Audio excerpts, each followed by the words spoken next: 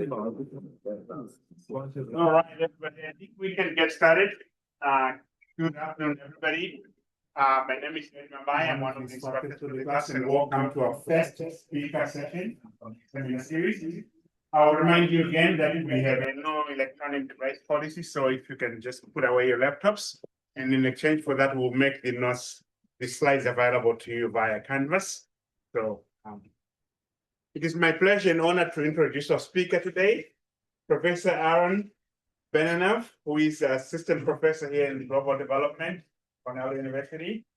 He is an interdisciplinary scholar working at the intersection of history, sociology, economic and social theory, and with a research focus on global unemployment and informality, automation, and the future of work, and alternative pathways to economic development. He's an author of a very famous book, Automation and the Future of Work, which has been translated in 12 languages. More recently, he's published 2 essays, one on the New Left Review, titled Behind Capitalism, which examines the limits of growth-centered development models and explores alternative ways of organizing investment and production. Here at Cornell University, he teaches, undergraduate and graduate courses. Some of you might be in this class already. The co-organizing seminar on critical development studies. Today, he's going to be presenting to us a very fascinating topic on beyond GDP, making sense of hard choices in development. Over to you, Professor. Please help me welcome him.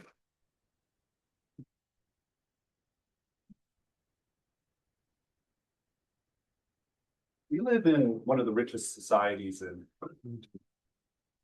Good. Okay. We live in one of the richest societies in human history. We can produce more food with less labor than ever before, move information across the planet in milliseconds, and deploy thinking machines that translate languages, design proteins, and diagnose diseases. By almost every conventional measure, we are unimaginably productive. Yet many people in our society feel economically anxious. They feel overworked and stretched thin. Young people delay starting families because they don't feel secure, and older people worry about aging alone. At the same time, the largest collective problems that we face, climate breakdown and ecological degradation, remain stubbornly unresolved.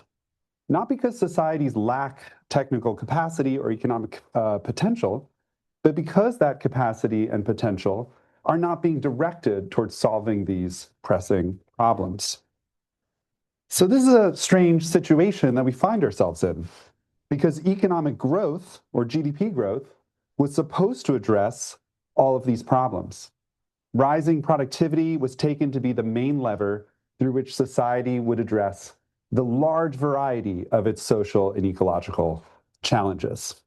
And over the past century, growth has undeniably expanded our productive power and raised incomes, however unevenly in practice. But what we've discovered is that advancing along this one path has not meant or simply automatically implied advancement along all the others. Of course, it would be a mistake to treat this puzzle as a pathology of wealthy societies alone.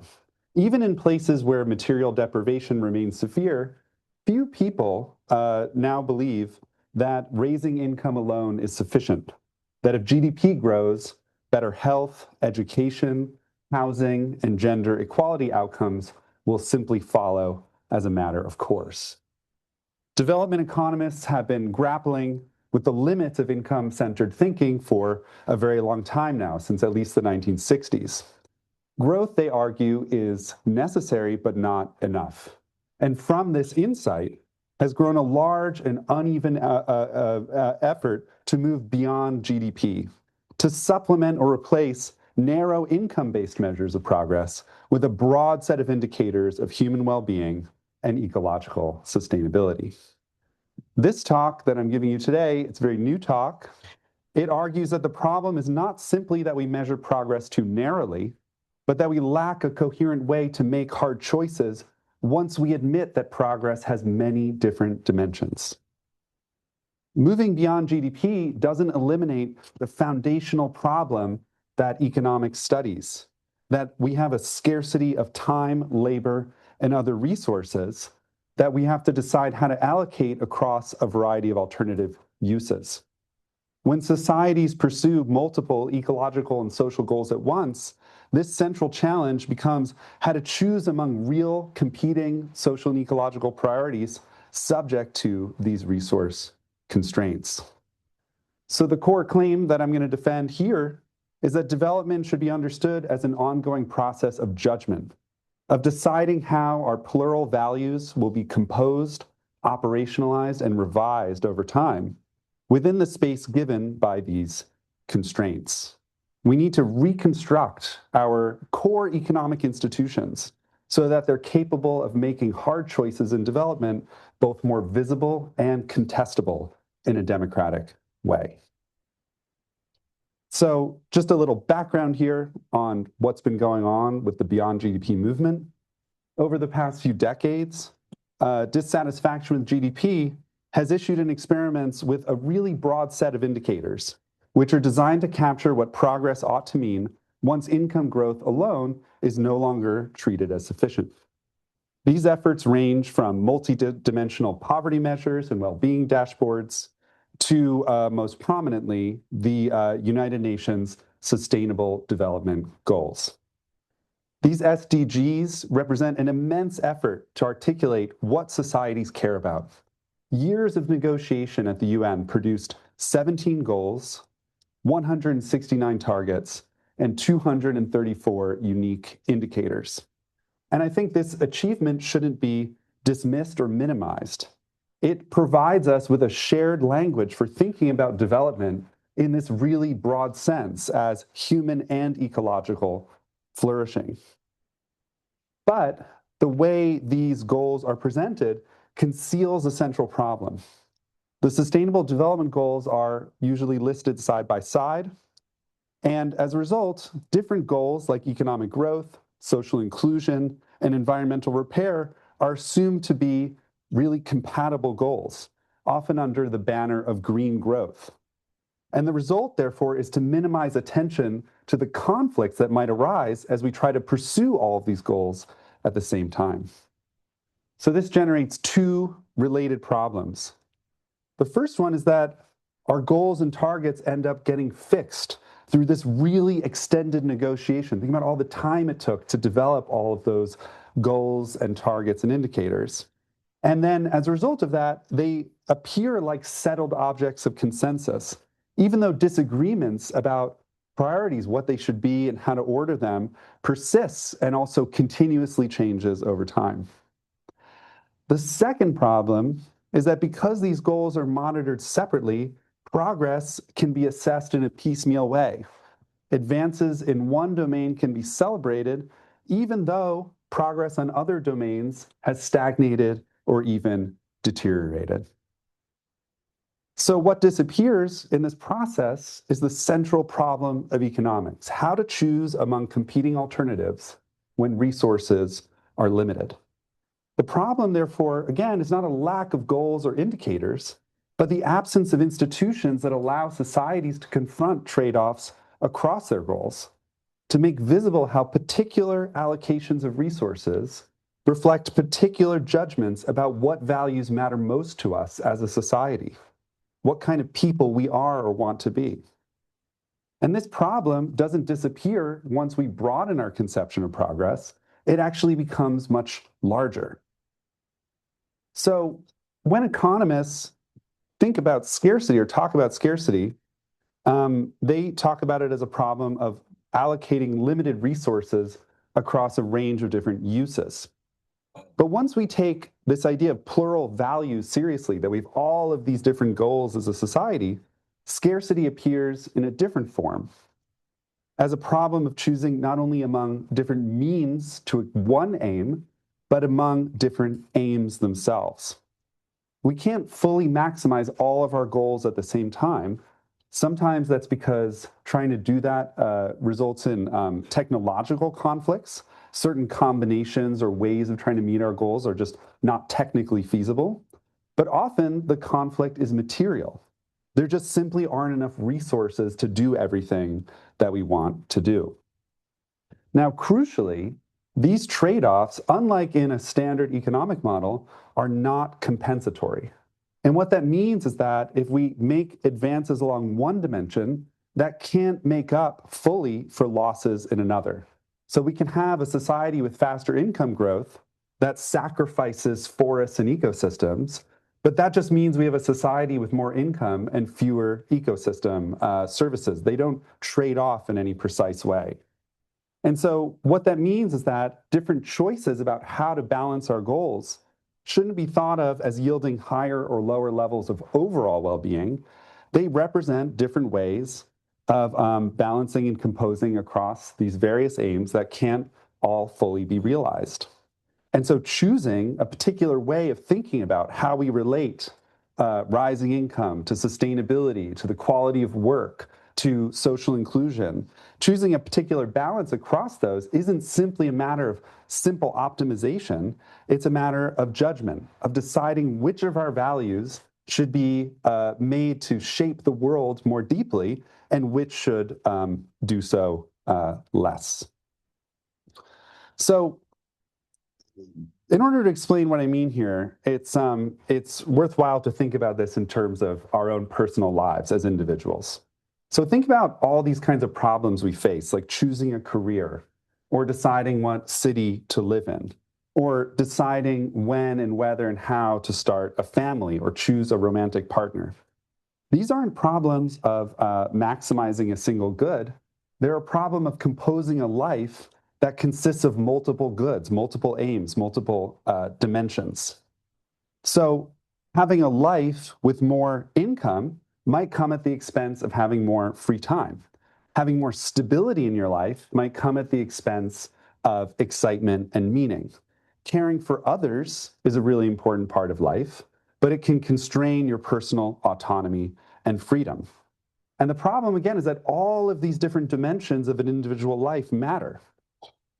And marginal gains along one, making slight gains along one, doesn't fully cancel out the losses you experience in the other. And that's why difficult choices in our personal lives often feel difficult, even when we're well informed about the choices that we have.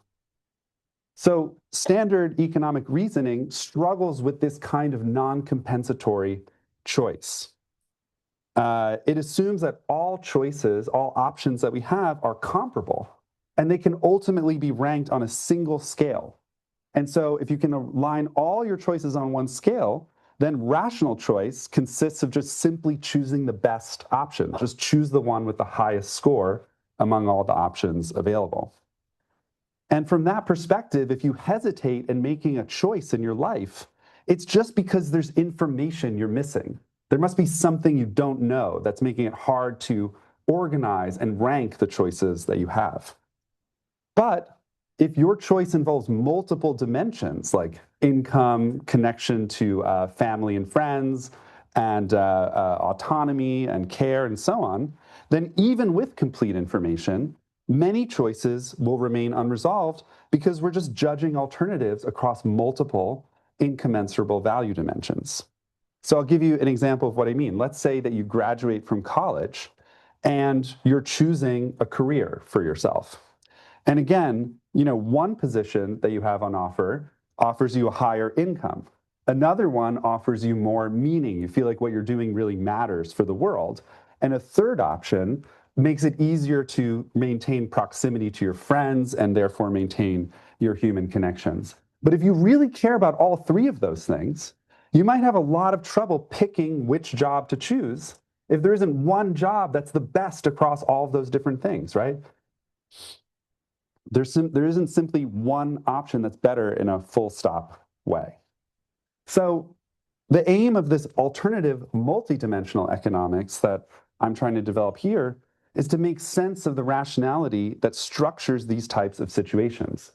Reason does important work in these cases, but it's not the type of work that economists usually assign to it. Because in these cases, what reason can do is it can help us rule out clearly worse options. Options like a job, for example, that are worse across all the dimensions than one option that you have available to you.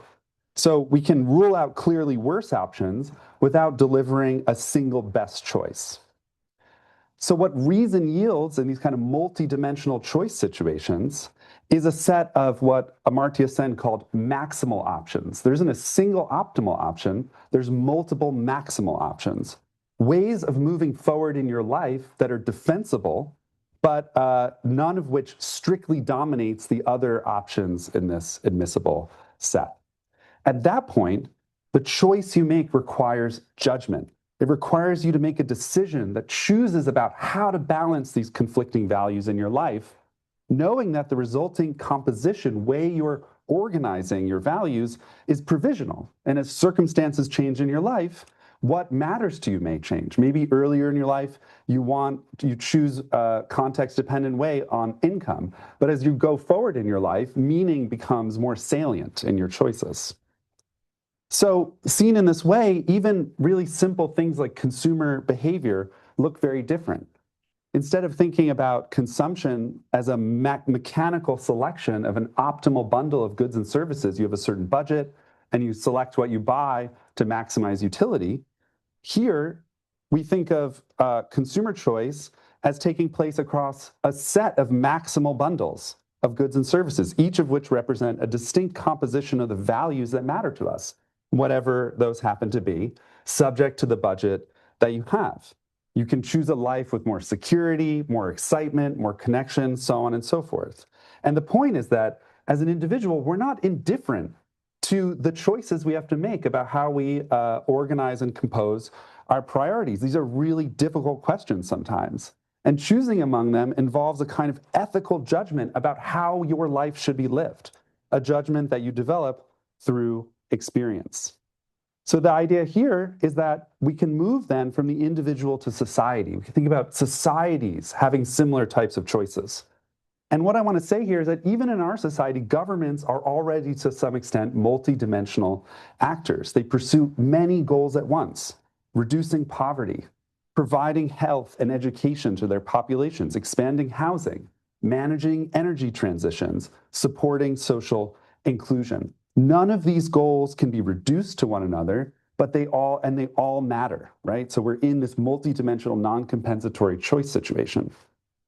And so because of this, collective choice at the social level involves a whole range of non-compensatory trade-offs, where advancing one objective often comes at the expense of advancing another.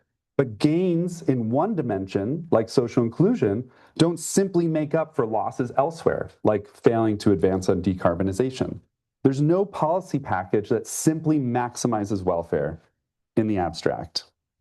Now, this may be, for many of you, you don't know about this, but there's this really important classic result in what's called social choice theory that this way of thinking radically transforms.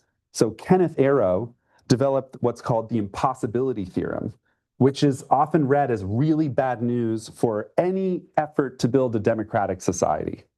What it says is even if every individual in society really knows what they want and can exactly explain how to order their choices, when you aggregate and add up all those individual choices, under reasonable assumptions, you won't actually get a single coherent social ranking as you aggregate those individual rankings. So what it means is we can take all the, if everyone could just perfectly decide what they want society to look like, when we add up all those things, there will be no way to pick one way to organize society that everyone can agree on without, as a result of that, without including what Arrow called someone who dominates, or a dictator who decides.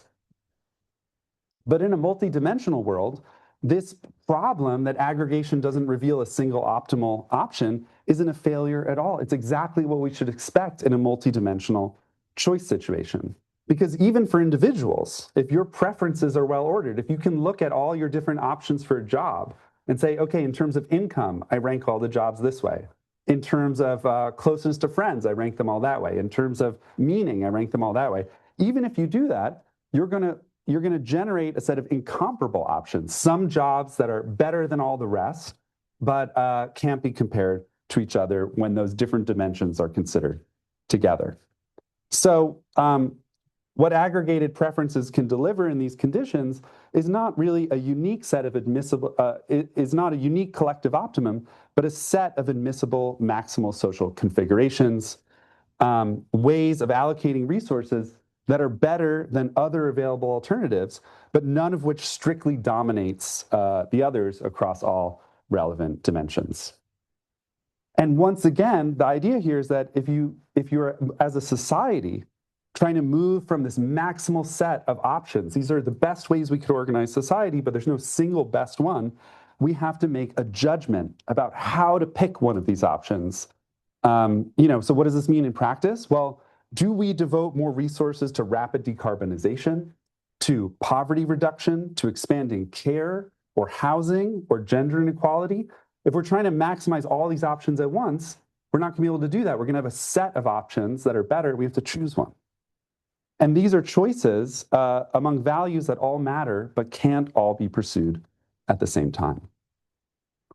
So the point here is that as a society, when we allocate our resources, we're choosing a particular balance of priorities that says something about who we are, what values we are willing to advance now, and which ones we are willing to defer. And because no such arrangement of choosing among those different options can be shown to be optimal, these judgments can be legitimately contested. Some people think we should go one way, and other people think we should go another way. And public budgets, for that reason, are where this contest could become concrete. Allocating funds across different programs isn't just a technical exercise, it's this really important decision that societies are making about how to compose across the competing values that they have. And in a democratic society, elections and budget cycles provide some way of revisiting these choices over time, deciding how to reallocate our funds across the range of goals that we see as important. So in this perspective, what's missing from our thinking about development is not just that we need a better set of indicators or a better list of our goals that we're pursuing. We need more ways of making visible to ourselves the composition of values that we currently have, what we as a society are saying is important, not through what we say, but through our actual choices, the kinds of spending and government expenditures we make. We need to render those choices more visible and contestable in our society. Now, the problem is that even if governments fully embraced a kind of multidimensional approach like the one I'm describing here, they would still confront a deeper structural obstacle, which explains the puzzle that we began with, which was why do societies with extraordinary productive capacity struggle to deliver security, care, sustainability, and other social goals to their populations? The answer is that households and governments are to some degree multidimensional actors, as I said, but under capitalism, firms are not. So capitalist firms are organized around a single overriding imperative, profitability. And decisions, therefore, about what to produce, how to produce it, and which innovations to pursue are determined by monetary returns. And so from this perspective, there's really only one dimension that matters. And the choice for firms collapses into a simple single criterion optimization problem. The best investment for any firm is simply the one with the highest risk-adjusted rate of return. And this is what gives capitalism clearly its clarity and its power. Firms focus on finding ways to raise profits by cutting costs or expanding revenues, and that induces all these innovations that prioritize economic efficiency. At the system level, this orientation toward economic efficiency orients the economy towards doing more with less, and therefore towards income and economic growth. But the clarity of this structure of profit-oriented investment comes at a clear cost. Because when only a single dimension is treated as decisive, rankings along that dimension end up determining outcomes in advance. There's no residual space in which competing considerations can meaningfully enter. Now, two caveats are really important here. First, of course, profits don't always track efficiency. Firms can engage in cost shifting or rent extraction rather than seeking genuine productivity gains. And as a result, the system often fails to deliver even the efficiency that it promises. But second, it's also important to note that large corporations do sometimes pursue larger objectives. They can shape culture, develop technologies, or influence politics through lobbying, even if doing so means accepting lower margins in the short term. But while this does make these firms look somewhat multidimensional, these pursuits remain subordinate to long-run profitability. And so this ultimately disciplines and constrains what these firms do. The result, therefore, is that we live in a very profit-oriented economy in which other values besides efficiency can enter only when they don't conflict with efficiency. They are not really considered as goals pursued for their own sake alongside efficiency. And this logic clearly extends beyond the firms themselves because public revenue in our society depends on private economic activity. So ensuring profits and growth functions as the precondition for pursuing other social aims. And when goals collide, growth is often treated as a necessary means through which all other goals must pass. Now, so the problem is not an indifference to social or ecological concerns in our society. It's a system that's structurally organized at the economic level to treat efficiency as primary and other goals as secondary. Now, over the past few decades, there's been a real effort to soften capitalism's single-minded focus on profitability by changing how firms behave from within. We have all of these corporate social responsibility initiatives, B Corp certifications, ESG-oriented investment strategies, and ethical consumption campaigns. They all start from a widely shared intuition that firms should be accountable to more than financial returns. These efforts, again, are very important. They've created new vocabularies of responsibility, and they pushed firms to change their practices. But I argue they repeatedly fail to alter the system's core dynamics for a very simple reason. As long as profitability remains the overriding criterion of success, other values can enter firm decision-making only in translation. So social environmental goals have to be rendered legible as additional costs or revenues for firms to manage. And once expressed in this way, behavior of firms predictably adapts. They continue to expand their revenues at the lowest possible cost, and they end up optimizing for the metrics rather than for the larger social and ecological purposes. So greenwashing, box ticking, strategic disclosure, and symbolic compliance simply follow from this orientation. Metric-based reforms also end up reshaping motivation within firms and within our wider society. Goals that used to matter to people for their own sake, like educating the young or greening production, become hurdles to clear in the pursuit of bonuses, promotions, and reputation. And within firms, workers who really care about doing good and doing the right thing often find their efforts unacknowledged, while those who are most adept at gaming the metrics advance. And that demoralizes people. That's why these reform efforts often stall. They attempt to graft multidimensional values onto institutions that remain structurally single-dimensional. As long as firms are organized to optimize for one objective, every additional goal has to be translated into a proxy, and proxies invite gaming. The implication of this is that firms need a different organizing logic. So the question I want to consider in the last 10 minutes here is how to bring this multidimensional logic into the heart of the economy itself. Now, it's important to know that governments, these multidimensional actors, already intervene extensively in market economies. They have public services, business regulations, tax and transfer programs, and these limit a lot of capitalism's worst harms. But these interventions leave this economy's core decision rules intact. So to reorganize production, to change the criteria by which economic activity is undertaken and judged, we have to transform a part of the system in particular. We have to transform investment.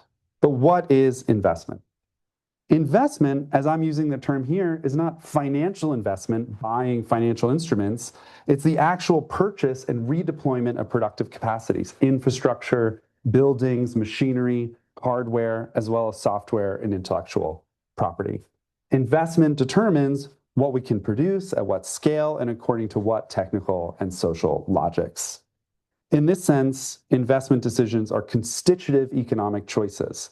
They shape not only particular projects, but the structure and direction of the economy as a whole. Under capitalism, this fundamental hinge of the economy is dominated by private finance and governed by expected profitability. And that's why, at the level of firms, as I described before, economic efficiency comes first in the decisions that firms make about how to organize production. Public investment, however, can operate according to a very different logic. And this very famous 20th century economist, John Maynard Keynes, emphasized that public investment doesn't need to earn a financial rate of return to be rational.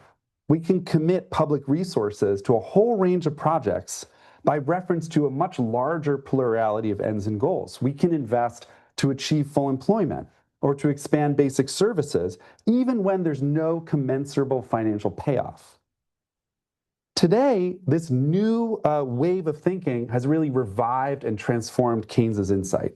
So drawing on histories of state-led innovation, from the public funding of the internet and renewable energy to vaccines and biotech, thinkers like Mariana Mazzucato, depicted here, have shown that public investment has actually often been much more entrepreneurial than either critics or defenders assume. The state's capacity to take risks through its investments have set directions and repeatedly shaped very large-scale technological trajectories in our society that private capital would not have been able to pursue on its own. What's exciting about this renewed focus on public investment and this transformation, how we think about it, is that it changes or expands our sense of what public investment can aim to do. Public enterprises can be designed not only to deliver outputs, but to reshape how production itself is organized, improving work quality, reducing ecological harm, expanding democratic accountability, or deepening social inclusion. And in this way, public investment can suffuse the public part of the economy with a larger range of social and ecological values, although always in different configurations, depending on which investments are chosen and how they're combined and sequenced. That is where, as I was arguing before, the hard problem begins, because public investment choices require resources that are limited, and committing to one pathway means foregoing others. So the task we face as a society that wants to use public investment in this way is not just to identify which projects are worthwhile in isolation, but how to choose among rival configurations of investment which express different orderings of social and ecological priorities. So if public investment is the hinge through which a range of social and ecological values can enter directly into shaping the economy, the question becomes where to locate that this process.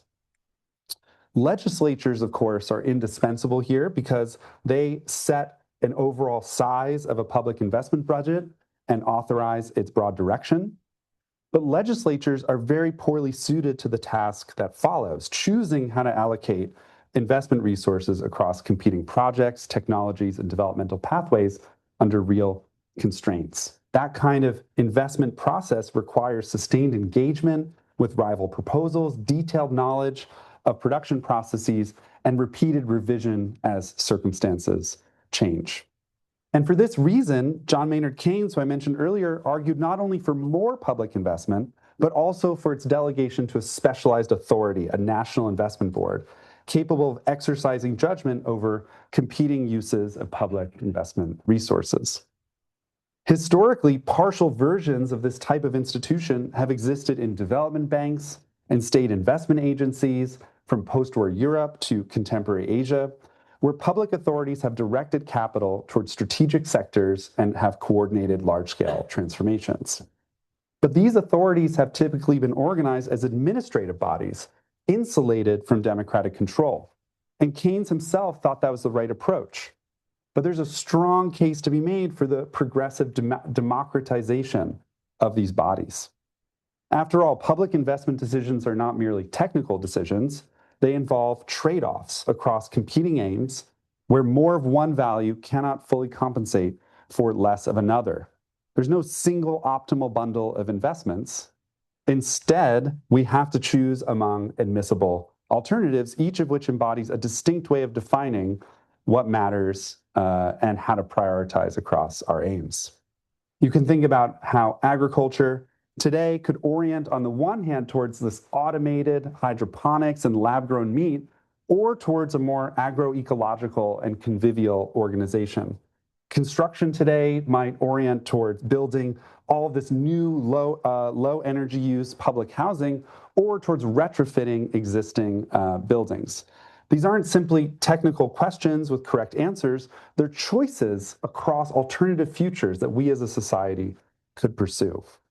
And because no algorithm or technical decision-making process can settle these kinds of choices, they belong to democratic deliberation. So you can imagine these investment choices organized on a sectoral basis, because it's at the level of different sectors that knowledge is specific and we can identify affected constituencies. We can incorporate workers in these decisions who have direct experience in production, the users of a sector's output, members of the wider public affected by these decisions, and technical experts who can chime in on accessibility and feasibility risk. And with periodic elections and shifting or recurring investment cycles, we can imagine social priorities shifting across these different possible futures that we could pursue. And in that way, the different futures that we pursue through our public investment could be reshaped over time in response to changing public priorities. And organized in this way, public investment could transform really the public part of the economy. So rather than being governed, as it often is today, by narrow cost control or efficiency metrics, think about a world where education, healthcare, social services, transportation, energy infrastructure, and research become sites where a much broader range of social and ecological values are actively integrated and balanced and recomposed over time. Even as a limited domain of transformation, just if we can make the public sector suffused with more values, that would already make a big difference, because the public sector would start to shape the wider economy indirectly through its effect on labor markets, through procurement, purchasing from other firms, and through shared expectations that would generate about what economic success should look like. Profitability would still govern private activity, but within an environment structured by multiple public priorities embedded in investment decisions. If public investment were then to expand, say through a green transition plan or efforts to build out and enlarge our care infrastructures, the portion of the economy where production is organized around trade-offs across all these ecological and social goals and dimensions rather than around financial returns could grow. And as Keynes suggested, as a final step, you could even imagine one further transformation. So as long as private investment in such an economy retains the power to determine the direction of technological change, public investment systems would have to just do their thing in parallel. But a more decisive transformation would occur if major corporate investments were also subject to public review and veto. At that point, we would live in a world where investment had been fully socialized, where profitability would no longer define what counts as economically rational, and private capital could no longer unilaterally commit society to particular futures. We'd still have a world with markets and firms, but investment would become the site where societies decide collectively and under constraints what futures to pursue and which to rule out. So just to summarize here, I've talked about how there's all these different paths beyond GDP. We've seen the development of all these different metrics and goals, all these different ways to enumerate the social and ecological goals that we have as a society beyond raising incomes. But the point is that once we take on all these additional goals, we see that they don't just accumulate, they also conflict with one another. No index or dashboard or incentive scheme can resolve these conflicts in advance. So we need not just more values and indicators, we need institutions that allow societies to surface alternatives and choose among different ways of prioritizing their values and practice. And that's where the framework I've started to sketch here really reframes development. It's a world where progress is no longer defined by movement towards a single target or even simultaneous improvement across multiple dimensions. It's defined by the choices societies make across alternative futures, which paths they commit to, which they leave behind, what they value, and how their values change over time. Sorry, I know that was a lot of information, but that's all I have to say today. Thank you very much. We have about 10 minutes for Q&A, so if you can identify yourself and ask as precise as you can questions so that squeeze in as many as possible. Thank you so much. This has been a very interesting talk. I particularly appreciate how you frame trade-off as ultimately judgment calls. I think that's a new framing I've heard, and that was really good. My question goes back to your engagement with the idea of efficiency as like economic efficiency as the goal of capitalist firms, and how that in itself is a problem. But some would argue that the drive towards that efficiency leads to innovations that ends up helping social welfare. So, for example, capitalist firms help develop more insulated fabrics, for example, from coal. But I also like how you talk about public investments doing these big shot ideas like developing the internet or pursuing a cure for cancer. And the way that works right now, as you have framed, is that public investment helps to come up with these big shot innovations, and capitalist firms take that innovation and build smartphones from idea of the internet. But what you're suggesting is moving slightly away from that. And I just wanted you to engage very quickly the idea that the innovation that we get from the private sector is enough to make our lives better without necessarily having public investment based on it. Do you want me to go? One. Okay. The next one, we'll take one. Yeah, great. So yeah, it's a great question. And I think I'm certainly not saying that we shouldn't focus on efficiency, economic efficiency gains, like, oops. When firms innovate and they're rewarded for doing so with profits, like you're saying, like that is a real improvement in society.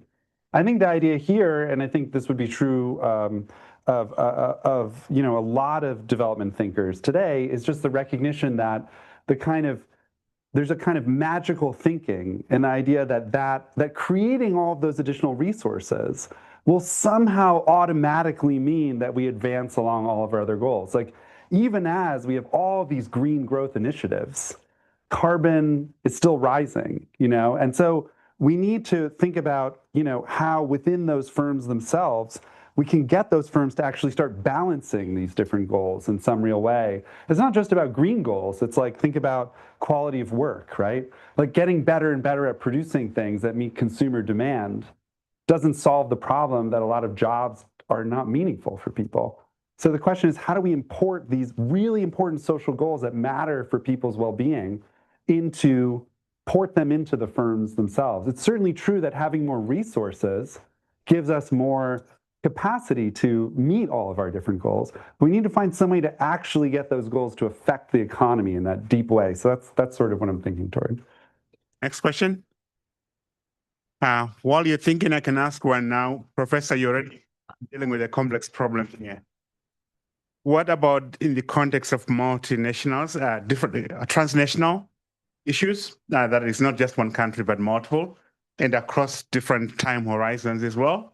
And can we learn anything from traditional societies before GDP? Societies lived in a way that mimicked some of this. Is there any lessons from those that can be applied to this problem? Oh yeah, I mean, totally. I think I teach a class here on ethics and technology and development, and we talk a lot about how before capitalism or outside of the West, there have been all of these different ethical frameworks that pay attention to all of these different goals that society has, and think in very different ways about how preserving our social relationships and enhancing our bonds. These things have to be some of the really important goals that our, say, economy and our social institutions should be organized around advancing. I think that one thing that I am always on the lookout for when I look at these different ethical frameworks is to try to see how do they try to deal with the problem of conflict, right? So I think one issue is that all societies have really promoted social harmony as a really important goal for a society, right? Social harmony is actually one of the values that a lot of different societies want to advance. But I think that, what's really difficult, as I said before, is to find ways to pursue social harmony while allowing attention to these real conflicts across our goals to emerge and be considered. And that's where I think, it's not only a Western democratic frame, but it's really different efforts to build democratic ways for people to make choices within these conflicts that, I think we should be on the lookout for across all of these different global ethical perspectives. Another question? Hello, Daniel Mason DeCroze, here in the Department of Global Development. Very interesting presentation. One comment and then a question. One, I actually think I'd push back a little bit on your way of presenting economics in terms of multiple dimensions and trade-offs. I think economics is actually very well suited to that question around ideas of opportunity costs. So you give up one thing to get another, and sort of you had almost a Pareto curve there that also kind of highlights that idea. I think the critique that you're making is better around the idea that different objectives might not be able to be valued and to be comparable, sort of more of that kind of Ruth Chang concept of hard choices, where they're hard not because we don't know them, but because they actually can't be compared across some sort of index, which you also highlight in that presentation. But sometimes you kind of make it more about the multidimensional part, which I actually think economics can handle that. What it can't handle is if you can't monetize it, then how do you sort of make the trade-offs between them comparable? My question here with all the work that you've been doing, and maybe also for the students here, do you have any recommendations for authors or sort of different writers that you find particularly interesting, trying to think about how to manage this sort of itself a social trade-off between sort of economic efficiency and some of these social gains?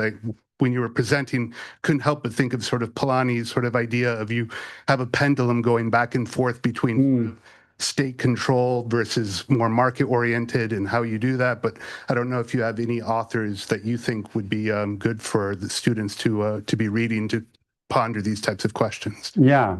So really good comment and question.